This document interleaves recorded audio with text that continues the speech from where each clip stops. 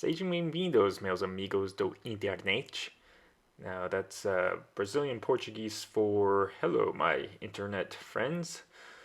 And yes, I know how to speak Brazilian Portuguese. I actually lived in Brazil for a couple years. I was one of those Mormon kids that knock on your door and want to talk to you about Jesus. Although in Brazil, they don't knock, at least in northern Brazil, they don't knock on doors because everyone has what's called a portão, which is literally translates to big door, but it's like a gate in front of the door to the house. And since the gate is usually not solid, you clap. So instead of knocking on the door, you clap right at this gate, and everyone kind of knows that that means someone's knocking on the door and to come answer the door. But then they still have to unlock the gate to let you in. So that infer what you want about the crime rate and safety of northern Brazil. And also, they whizzed by, but guest appearance by my son and father-in-law. So today we were working on section 8-2, which is attaching the hinge brackets to the horizontal stabilizer spar. And in order to do that, we basically have to attach them, match drill them, then rivet them on.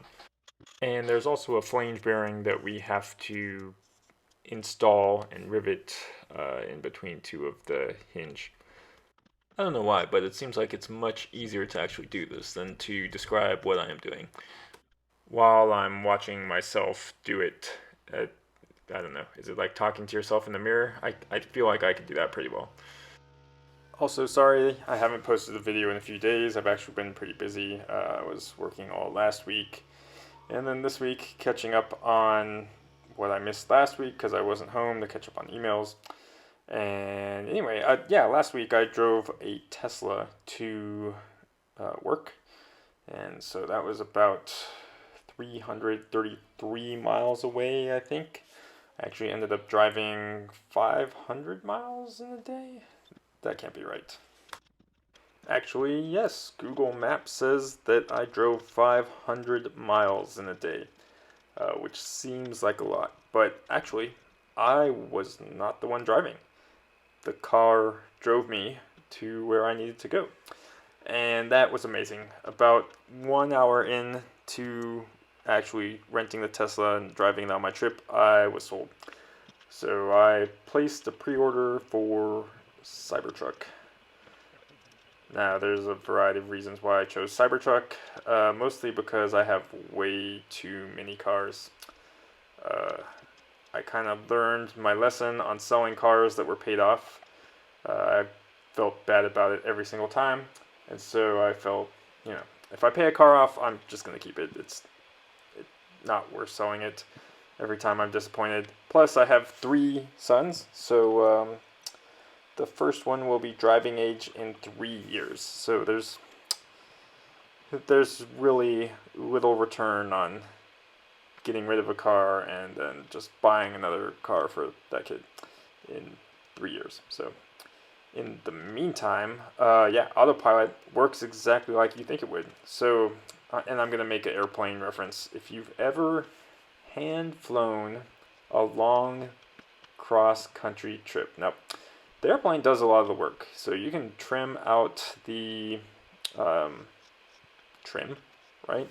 And you can get it to where, you don't have to do a lot of work to keep the airplane level and to keep the airplane on course, but you still have to, watch your heading indicator and watch your altitude. And after an hour, 2 hours, you're just exhausted. And it's kind of like driving for 1 or 2 hours. After that, you're exhausted. And you didn't do much. You were just paying attention and trying to behave in traffic and keep on the road, but it's after a few hour drive on the road, you're exhausted. So Tesla Autopilot, for me, at least my experience, it stays in the lane.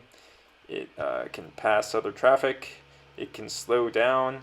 And what it did for me was just what the autopilot does for me in an airplane. Like, it holds level. It follows your course, and then you're free to look around and like look at the map and change radio frequencies and do whatever you need to do without having your primary task have to be, I need to fly this plane. And that's basically exactly what Tesla Autopilot does. So I'm sold. I ordered a Cybertruck. And mostly that was because that's the function where it fits for me, that if I could replace my current truck, then I could actually get rid of a vehicle that's in front of my house. So everyone, I go try a Tesla. To me, the autopilot functionality is a game changer. Alright, I hope everyone has a great week, and see you guys in the next video.